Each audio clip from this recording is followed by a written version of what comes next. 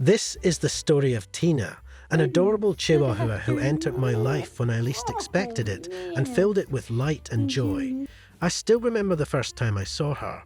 So small, yet so full of confidence.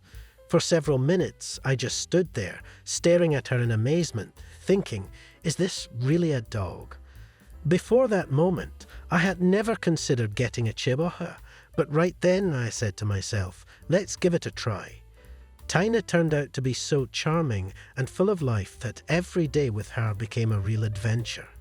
If we could, we would spend every minute together. She was always so happy. I could step out of the room for just 30 seconds, and when I returned, I would see Tina racing around with excitement, greeting me as if we hadn't seen each other for ages. She wasn't one of those dogs that play with toys. Her favorite thing was running, chasing and enjoying the moment. Our acquaintance was truly unexpected.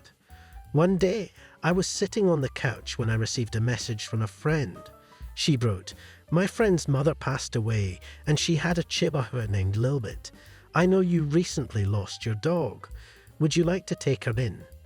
It had only been a couple of weeks since I lost Beebs, and the idea of a new dog felt both challenging and hopeful. I decided to try to see if she would get along with my German Shepherd and find her place in our home. When I approached the car, I saw Tina. She was lying in a tiny bed, paws crossed, looking at me with narrowed eyes as if sizing me up with incredible seriousness. I was stunned by that look. Her head was the size of a kiwi, perhaps even smaller. It was the smallest creature I had ever seen. We took her home, and Tina rode in my arms the whole way. From that moment, we chose each other and became inseparable. Even though Tina brought a new ray of sunshine into my life, I was still grieving for Beebs. I read that the best way to cope with guilt is to tell your new dog about the old one. In my car, there was a photo of Beebs on the dashboard, and sitting with Tina beside me, I shared memories of Beebs with her. I told her what I loved about Beebs and the special moments we had.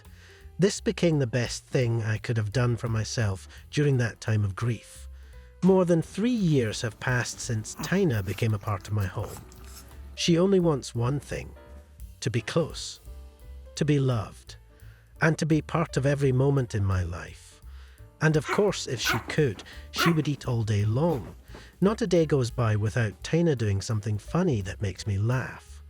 I'm a singer and songwriter, and Tina often accompanied me to my concerts. She would just lie on my lap as I sang and played, and those were some of the sweetest moments we shared together. Even though our bond was still forming, I always felt her presence and support. Sometimes, it seemed as if Tina was saying, "Shall we go somewhere? Just the two of us." And I would smile and say, "Yes, of course." Her little quirks, like scratching herself with her paw, as if she were a human, or staring without blinking while sniffing, and then lying on top of me, always filled my heart with warmth.